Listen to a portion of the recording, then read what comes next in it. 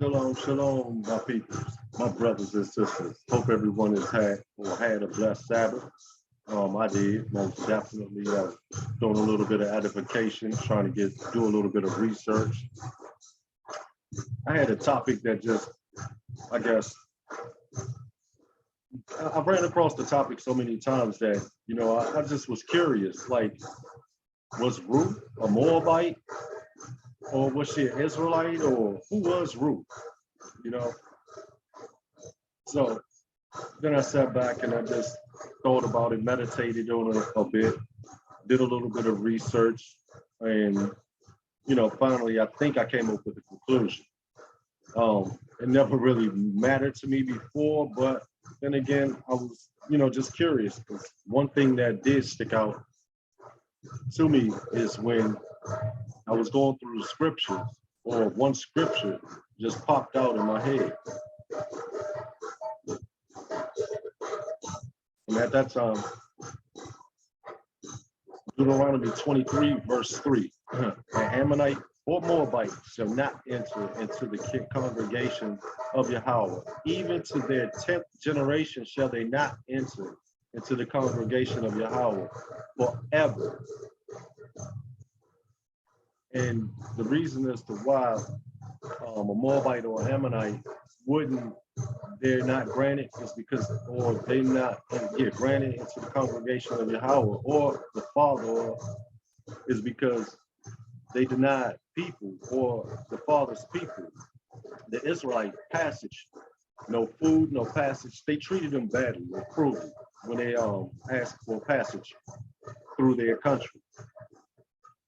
So with that being said, I took that and it kind of, it kind of made me think, can a Moabite or Ammonite, and if Ruth was a Moabite, then that's contradicting the Father's word. It's contradicting his word. So then, like I said before, I looked into it a little bit further.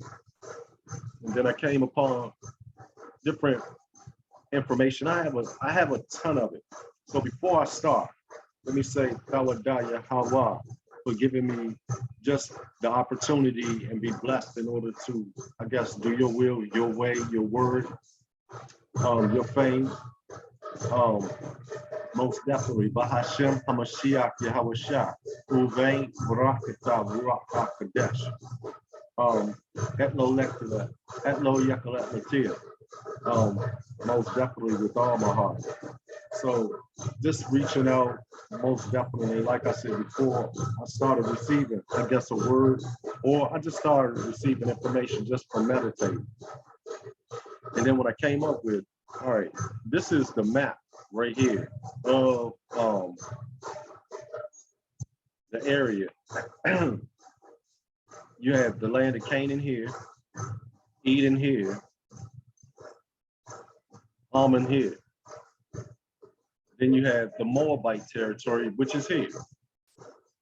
So with that being said, the Moabite, they really had a large amount of land. But then throughout time, the Moabites lost their land. And they lost this section of their land right here, from Anan to the Jabbok River. So Moabites, they owned all of this at first, but then they was just cut right there with the land that they actually occupied or owned. So then next thing you know, the next force were the Amorites. And the Amorites came in, and when they came in, they took from the river Anan to the Jabbok. So they took all this nice chunk of land from the Moabites. All right.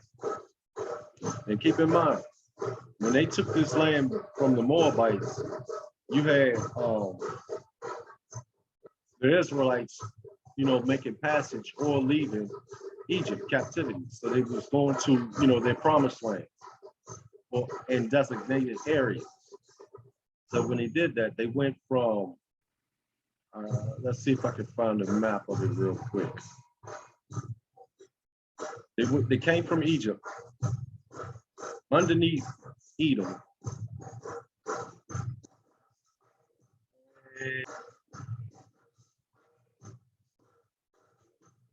All right, so they came under Eden right here.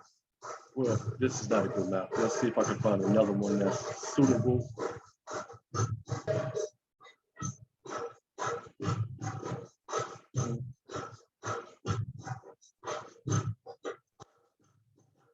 All right, I don't really have an area or map. Oh, okay, I can show you here. Man.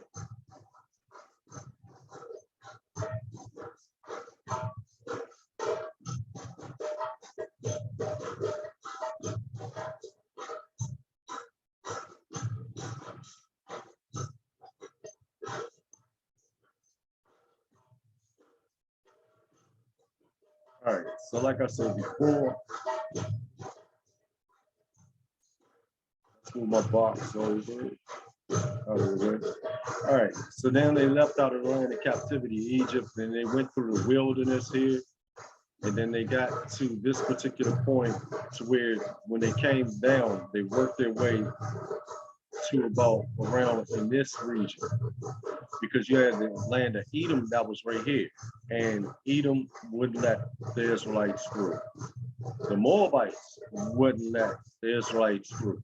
So they had to take a passage through here and then around and back up to where they got right under the Amorites, the Ammonites, and along the side of the Amorites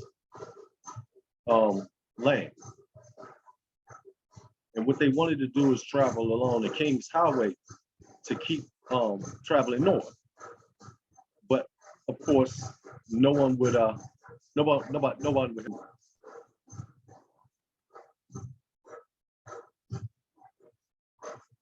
keep going or try to find another way in order to actually make it above and around into the land of Canaan.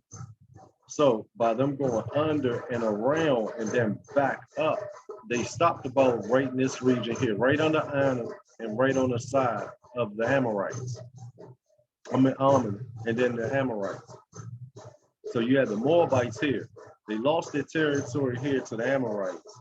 Then if you notice right there, you still have what's called the plains of Moab that's existing in Amorite. So when the Amorites, when the Amorites took this particular region from the Moabites, they put them into captivity and basically housed them over around in these areas here, and then wherever they kept individual captives. But biblically, it's also known that the plains of Moab is still here. Heshbon is here, and then the other cities that's mentioned throughout the word. So then, going back here, like I said before, the Amorite or Moabite shall not enter into the congregation of Yahweh or the Lord. So then I started thinking, all right, well, cool then. I'm picking up on the history. I see what's going on. The Amorites came in here and they took this from the Moabites, and next thing you know, they had this particular area here, while the children of Israel settled here. And then so when they settled here, they ran into, or they asked to travel the King's Highway, which actually ran up through here. So then we go back to the word, because everything is validated through the word.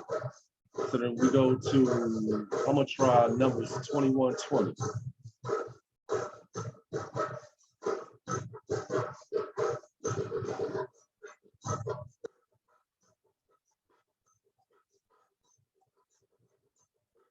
If you have your Bibles, most definitely you can follow along and actually see. I think I'm going out of the, okay, KJV plus Strong's. All right, so it's basically, and in 21:20 we see,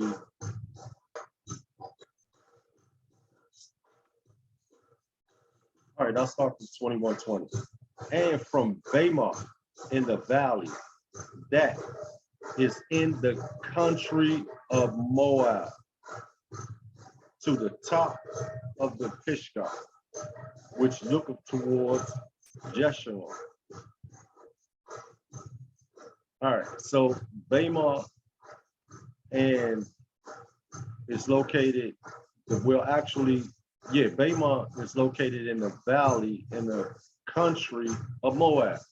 So when you think of Bama being in the country of Moab, it was in this region here of the plains of Moab, which is also known as the country of Moab. Also known as the country of Moab. Then we go into Numbers, where's another one that pointed it out. Basically that, like I said, there's so much information that's showing that the children that the land of Moab or the plains of Moab is not actually the land of Moab is one particular area. The plains or the country of Moab, they're the same, but they're just in a totally different area. So then we go to 2120, and they journey from Mount Or by the way of the Red Sea to compass the land of Eden, and in the soul of the people was much discouraged on the way. And the people spake against God and against Moses, wherefore have you brought us out of Egypt to die in this wilderness, or die in the wilderness? For there is no bread, neither is there any or no water. And our soul loathe this light bread. And our soul loathes this light bread. Meaning I guess they just tired of eating just bread. So then we go to 11, verse 11. Same chapter, 21:11.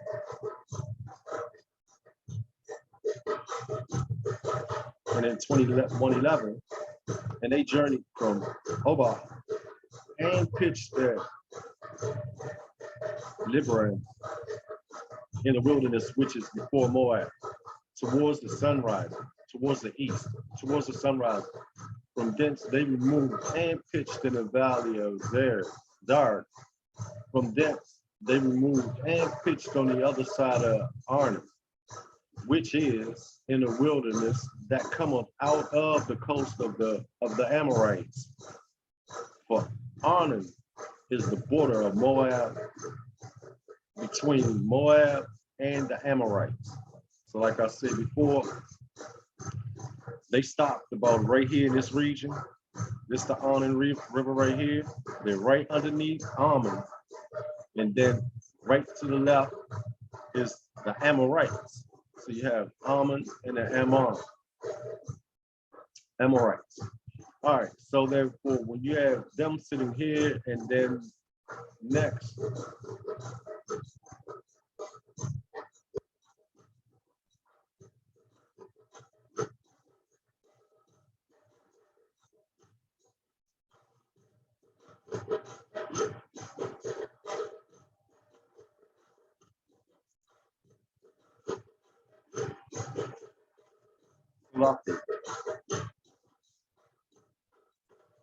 okay, so basically, this is just pointing out their path that Israel went in order to actually reach the promised land. And when it came to that border right there, they wanted to actually cross over and take the King's Highway, but the Amorites said no. The King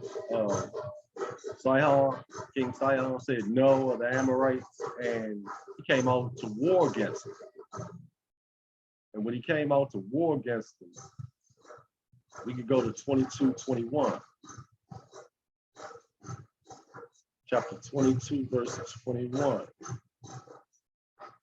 Chapter 22, verse 1.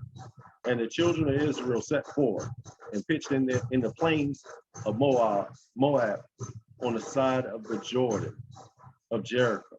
So basically, they entered, they pitched tent, and now they're located at the plains of Moab. So basically, they're all in this particular area here. So basically, they're controlling, or they're going to slowly subdue all of the cities of the Amorites from this being their control point. So they entered here, they battled Sihon and killed him and his children.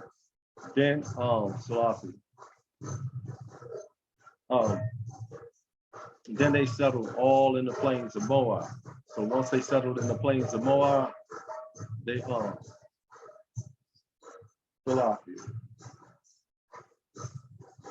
Hello? I'm doing this joint right here. Right there. Salafi. So basically, where was I? Oh, okay, yeah. So they settled all in here. King Sihon came against them, and then they battled and they lost and killed his sons and stuff. So then they went to the plains of Moab, and then they settled here. So now that they settled there, they actually, let's go to Deuteronomy 2. Deuteronomy chapter 2, verse 32. And see exactly what happened to the individuals that was in there. You know, what does the word say happened to all of these Amorites that was in that particular area?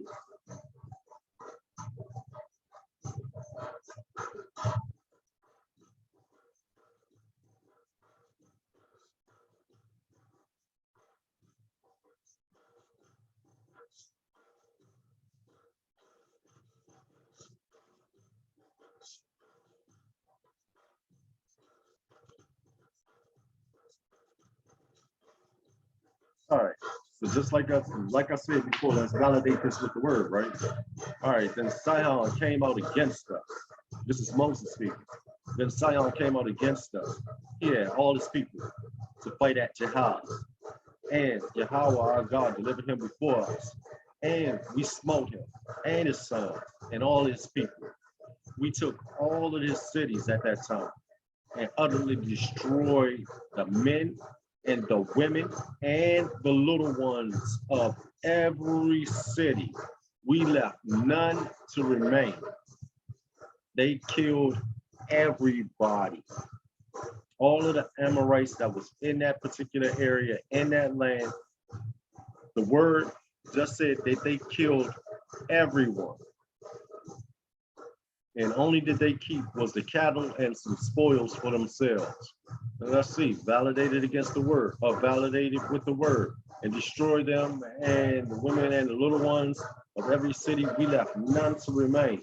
Only the cattle we took for a prey unto ourselves, and the spoils of the city which we took. So basically, they destroyed every city, and then they went through, and they only kept the cows, and just a few things. Like I guess the spoils, like it just said. So then we go into, all right. And Moses said that they killed everyone. So now let's check it back to our little chart. So now they killed every Amorite in this area. Yeah, Ammonite, and then an Amorite, and the Moabite. All right, so the Amorites are now all destroyed in this area. So now Bashan is sitting up here. And the reason why Bashan is thrown in there, just as, I guess, to keep track of different things, because I can stop right there and just keep, just let it roll with that right there. But I'm gonna keep going a little bit longer for you. So most definitely we go to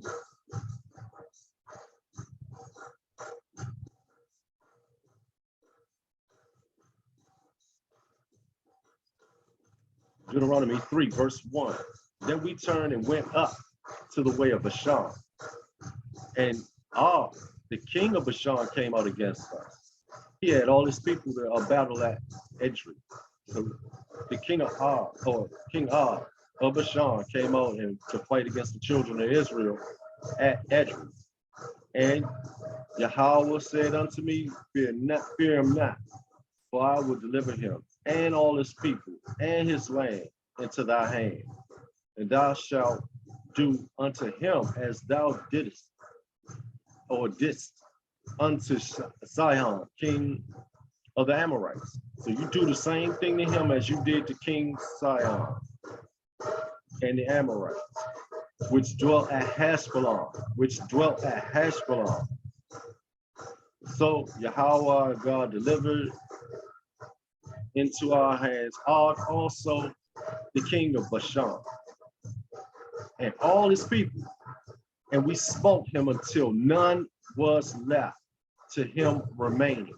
And we took his cattle. At that time, there was not a city which we took not from them. 80 cities, all the region of Argob, the kingdom of Og in Bashan, all the cities fenced, or all the cities were fenced in with high walls, gates, and bars, besides unwalled towns, a great many. And we utterly destroyed them, as we did unto Sihon, king of Heshbon, utterly destroying the men, women, and children of every city. But again, they kept the cattle and the spoils, the gold.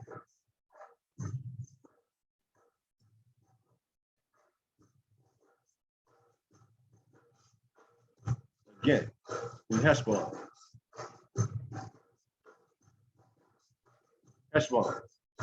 Amorites. All right. Now they have Bashan. All of Bashan is conquered by the Israelites and the Amorites, but the Moabites, they're still here. But the plains of Moab still stayed the same. The plains of Moab still stayed the same. Or the country of Moab still stayed the same. All right. So now we take another look at the word. Just like I said before, I'm gonna try to make this, well, no, I'm not, but just gonna keep going through this until it's finished. Because I mean, I could go on forever. It was just so much information here that I got tired of looking to see what was what and analyzing. I figured that I just document a lot more stuff than what I'm at individuals that the word wouldn't contradict itself, like so many people try to say that the word does contradict itself. But Ruth, it just started to slowly sway me that Ruth may have been an Israelite. She may have been, the family. So we keep in mind, do a quick little recap. Moses and the Israelites were leaving Egypt. They went up. Eden would have let them pass. The Moabites wouldn't let them pass. Wouldn't even give them anything or nothing. That's how the Amorites and the Moabites fell under the, curse, to where they couldn't enter the congregation of Yahweh or the Lord forever. And then now they were camped right eastward of the Amorites, right under Ammon, and they asked to go through and pick up, just not even really in their country. They wouldn't go, they promised that they wouldn't go to the left or the right, and they said that they would. Just going to follow the king's highway and keep going up into Bashan. But the Amorites came out against them, and they went to war, and Sihon lost, and the Father allowed them to take that land. So now, we push it up a little bit further. We got the Amorites, or now Israel, controls that particular region, and Moses said that they killed everybody. They didn't say that we left the little kids and nothing like that. He said that they killed everybody, and I mean, we left none to survive. All right, so then we got Deuteronomy 16, chapter 16, verse 18. Chapter 16, verse 18.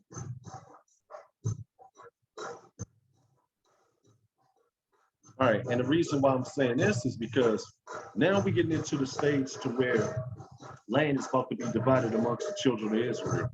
So with that, which every piece of land that they was offering out to individuals, it was, stipulations. They still had to follow the law, statutes, and commandments. They still had to keep their covenant. They still had to worship Yahweh, no other gods or images of gods or anything like that. So this is one of the rules. Judges and just, and this is coming out of Deuteronomy. So judges and officers shalt thou make thee in all thy gates, meaning placing authority at the head of every gate, which Yahweh thy God giveth thee throughout the tribes, and they shall judge the people with just judgment. The people are not supposed to argue against it. They're not supposed to conflict with it because they come in just judgment. It's for their benefit. It's for their will. It's, you know, as long as they follow in the law, statutes, commandments, everything is fine. So judges appointed at these gates. And these judges are also recognized or worded in our word as gods. Keep that in mind. They also recognized as gods. It's a Hebrew. The English said gods, but the Hebrews, in Hebrew it's a different word that they use. That means God. So, Elohim or something like that. I mean, I could go into it, but that's straying a little bit off course. So, like I said before, I'm just trying to keep course of what, you know, everything that's going on in order to show that Ruth was an Israelite. She most definitely was an Israelite. 34 verse 8.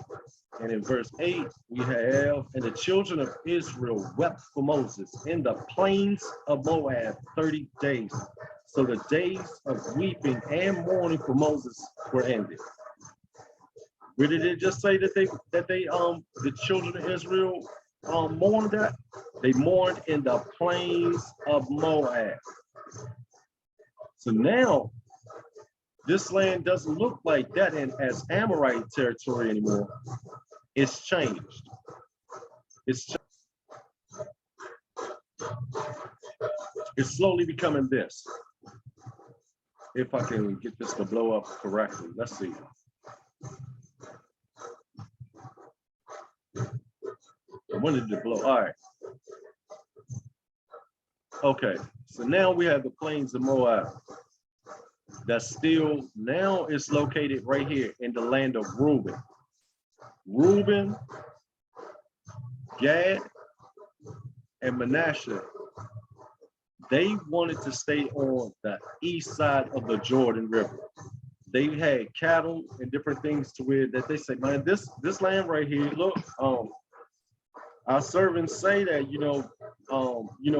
we're your servants, but we say that this particular land is good right here for cattle and grazing and stuff like that, especially when you're dealing with the plains of Moab and anywhere along this river, the Jordan River, because it's going to be irrigated properly, to where they can have grass, water, and stuff like that in order to feed their flock.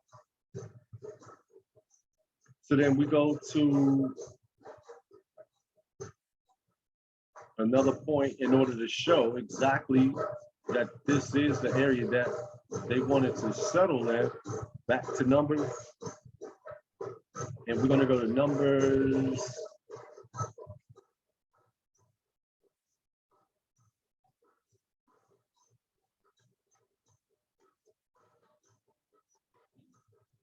Numbers, comparing it against the word, right? Comparing it against the word. Let me move this up a little bit. All right. Now the children of Reuben and the children of Gad had a very great multitude of cattle. And when they saw that the land of Jazar and the land of Gilead, that behold, the place was a place for cattle, the children of Gad and the children of Reuben came and spoke unto Moses.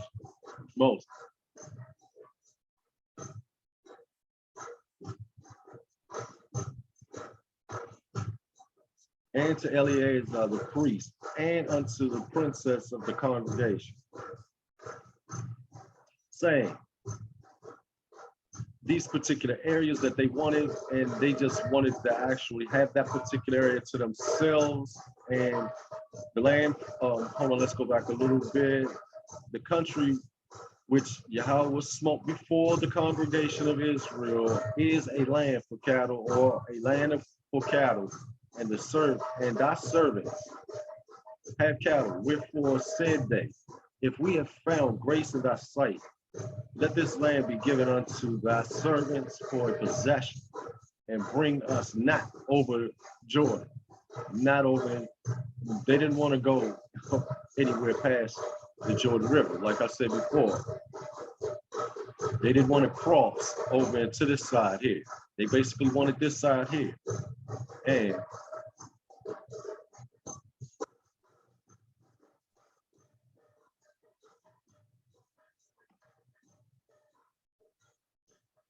so they stayed on that side of the Jordan to the east of Jericho, um, and in Reuben's territory. So Reuben now has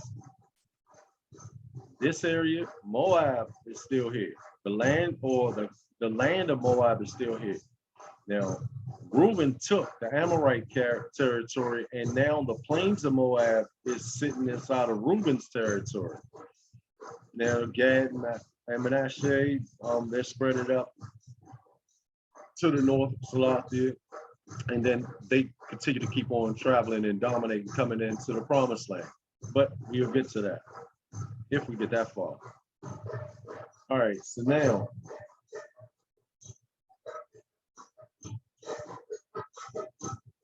we can go to verse 19. And in verse 19, for we will not inherit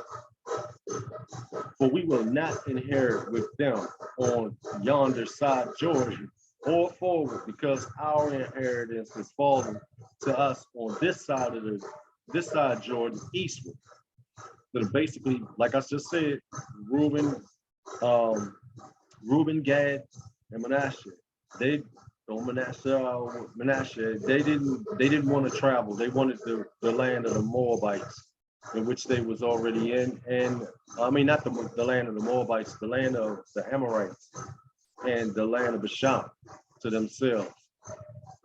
And Moses said unto them, if ye will do these things, if you will go armed before Yahweh to war, and will go all of your arms over Jordan before Yahweh until he hath driven out his enemies from before him, and the land be settled before Yahweh. Then afterward ye shall return and be guiltless before Yahweh and before Israel, and this land shall be your possession before Yahweh. But if ye not do so, behold, all right, and then if they didn't do it, it was going to be a sin against the Father in order to keep continuing to fight. And what he meant by continue, to go before, because they still had this land here to conquer. So he's telling them, if y'all keep on fighting with us, then you can come back and you can have y'all land. That land is yours. So Moses tells them that. All right. So now we come to the point to where Moses tells them and makes the deal that they could actually have the land, and then all the Amorites and everything. That's all the Amorites and anybody that was occupying these lands before, they no longer exist. They no longer exist. They're done away with. Now, Reuben, Gad, and Manasseh, they own this particular side that to the east of the Jordan River.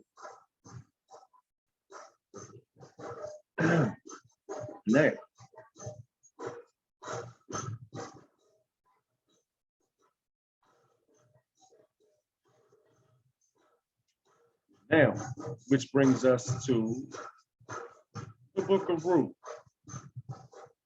The book of Ruth. And the reason why I say it brings us to the book of Ruth, now keep in mind, all of this occurred.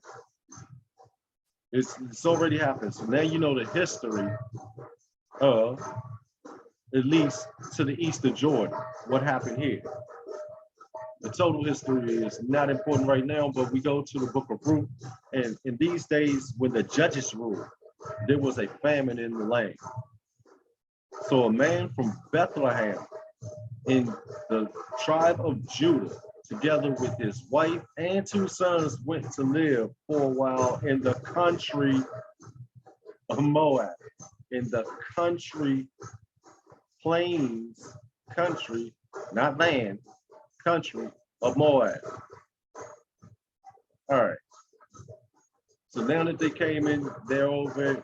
This is up to date now. We're catching up to the days of the judges, or in the days with the judges rule.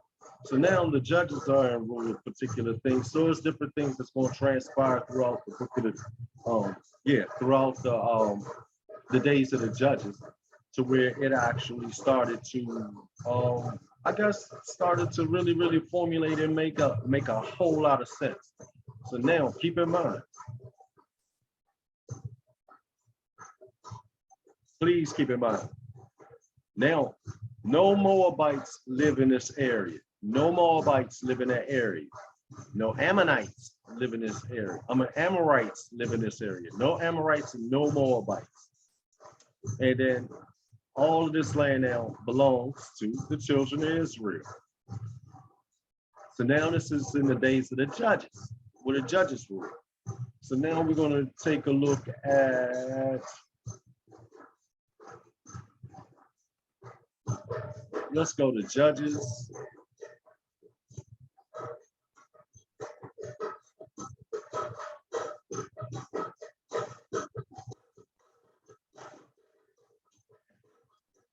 Judges chapter 11, verse 4.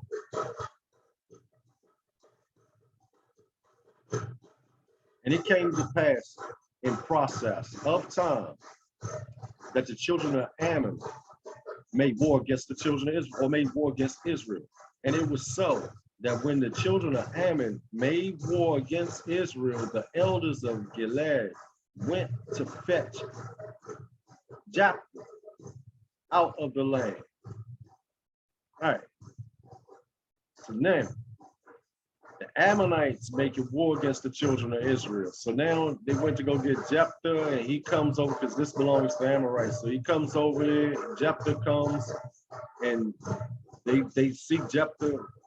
And then when they actually get to Jephthah, they tell him, what's going on, that, they're getting ready to start a war with. So then we come to 4. Okay, I read that. And 5.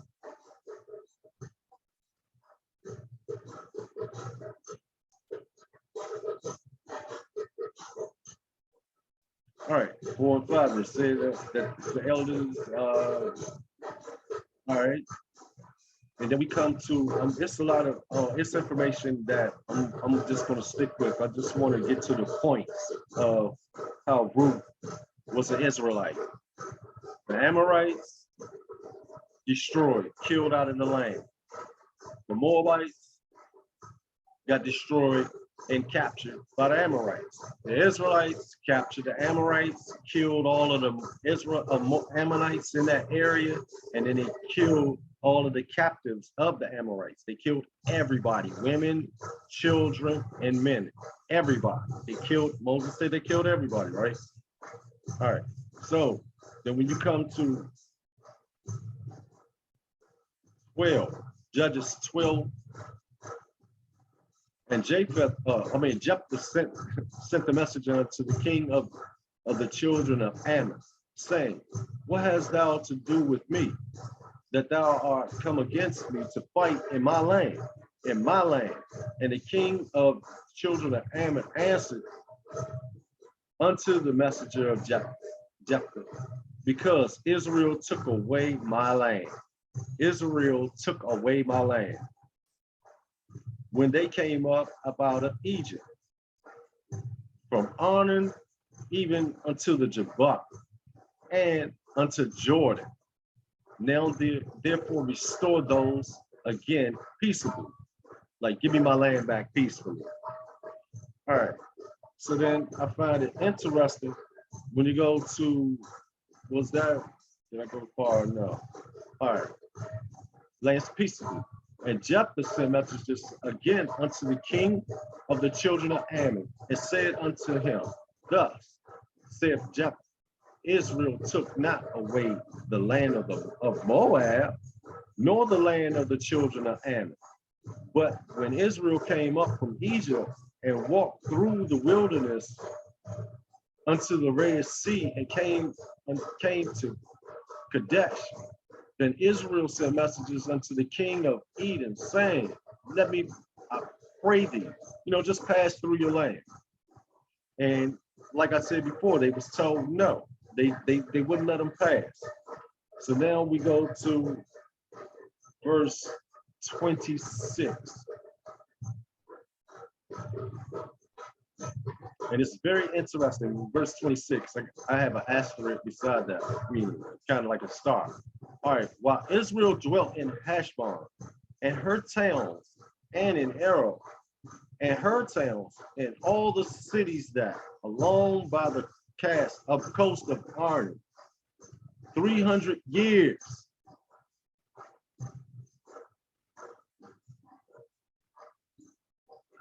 They was in that land, he just said it, Jephthah said for 300 years.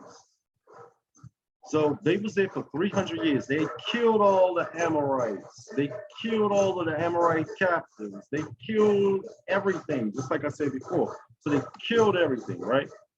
So now, when you have Jephthah saying that, all right, I'll just read it again. While Israel dwelt in Heshbon and her towns, and in Arab, and her towns, and in all the cities that be along the coast of Arnon, 300 years. Why therefore did ye not recover them within that time? Why you ain't coming? Why you just saying something now and 300 years have passed? 300 years have passed. All right. And keep in mind, like I said before, 300 years have passed. Reuben, Gad, and Manasseh, Manasseh, they own their land. The plains of Moab are here. And then in the day of the judges, when Ruth was born, during Ruth's time, 300 years later, after everything else has been killed. All right. So therefore, all right. All right, I'll bring up one more scripture. Why not? Let's go here. It's already on it. All right, and then we're gonna go. We're headed towards Numbers 33.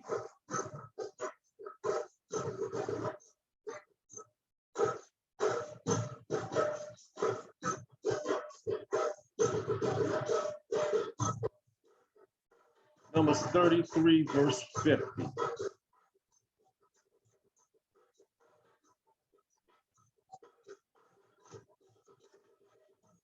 All right, Numbers 33, verse 50. On the plains of Moab, by Jordan, across from Jericho, the Lord said to Moses, speak to the Israelites and say to them, when you cross the Jordan into Canaan. All right, let's just stop there. On the plains of Moab, by the Jordan, across from Jericho.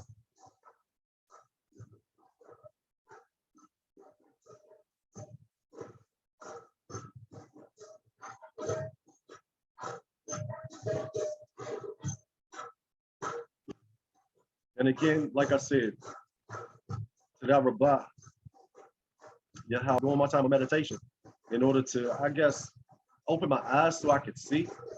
And I'll keep using this map here because I like it. And then number one, again.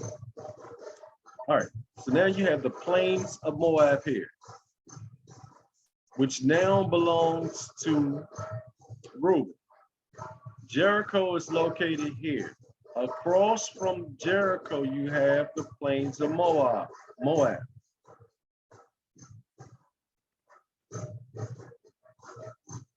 Jericho, across from Jericho, plains of Moab. That's in Reuben's land. Do I need to say any more? So 300 years later, Ruth is born. She resided in the plains of Moab. Here's Bama right here.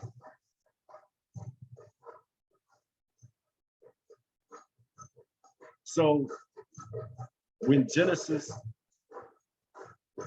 when Deuteronomy 23 chapter 23 verse 3 says that no child, no Amorite or Moabite shall enter into the congregation of the Father, was it lying? Or was it true?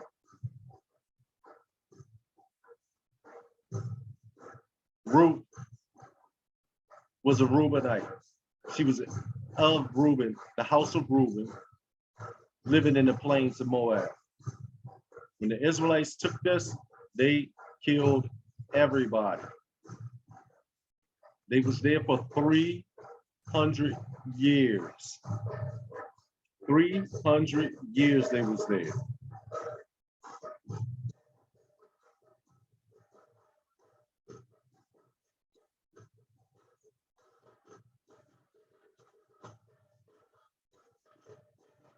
In the days of the judges, or in the days when the judges ruled, there was a famine. What did they do? They went over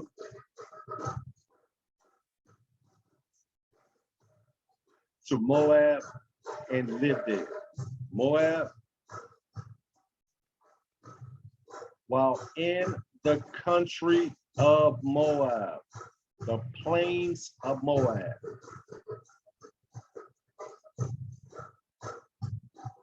And now I'm just looking through real quick. I'm feeling good, so I guess I'll just go ahead and say a couple of other things that hit on this particular passage. All right. So basically, we have Ruth now that moved with Naomi over into the kingdom of Judah, and now Boaz. Boaz he's from the tribe of Judah, and while getting there, hold on. I have one thing to say before that. All right, this one right here. But Ruth replied, "Don't urge me to leave. Don't urge me to leave you or to turn back from you. Where you go, I will go. And where you stay, I will stay. Your people will be my people, and your God, my God. Your God, my God. Your God is my God." She already knew Yahweh. They had the same God. They just was living in two different tribes. She was living in Judah. Naomi was living with Judah, or in the kingdom of Judah, and Ruth in the plains of Moab. So that's why she was considered a woman of Moab, not a daughter of Moab. All right. And she says, your God, my God, meaning that they had the same God. And then most definitely, if that if Boaz went so hard as to find another person that was related, which should have been an automatic abomination when her husband married her, and he was from, the tribe of Judah, then that's automatically letting the Moabite or Ammonite into the Father's congregation. Read the word correctly for what it is. Most definitely don't do no little backfilling, because it's no way possible that Amorites could have been, or a Moabite could have been in that city during that particular time. After 300 years have passed, and Moses tells us they killed or smelted everybody. They killed everybody. Just then Boaz arrived from Bethlehem and greeted the harvesters. The Lord be with you. And everywhere that they keep on referring to Ruth as a Moabite, basically they're going into this right here. All right, we're going to back up one. All right, Moab, a woman of Moab, or of Moab. All right, Moab. Father, or from her, the mother's father, Moab. an incestuous son of Lot. Also, his territory and his descendants, meaning that basically his children, his descendants, that's considered Moab or Moabite.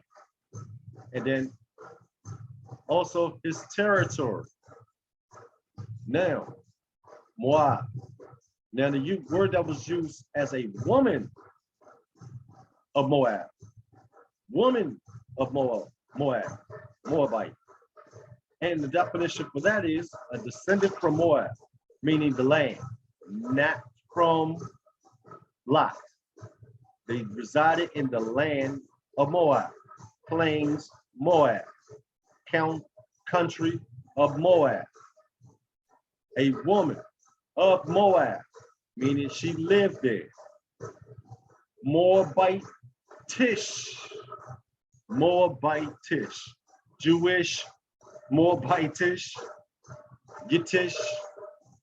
All right, so basically, that's all I have for this one. I'm not going to keep on going over the tons of information. Like I said before, and if you see me looking over to the side, it's because I'm looking at my notes.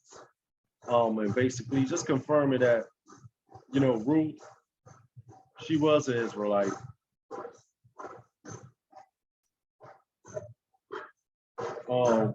The father didn't contradict himself by saying that, the father didn't contradict himself by allowing an Ammonite or a Moabite into the congregation of the father. Never did that.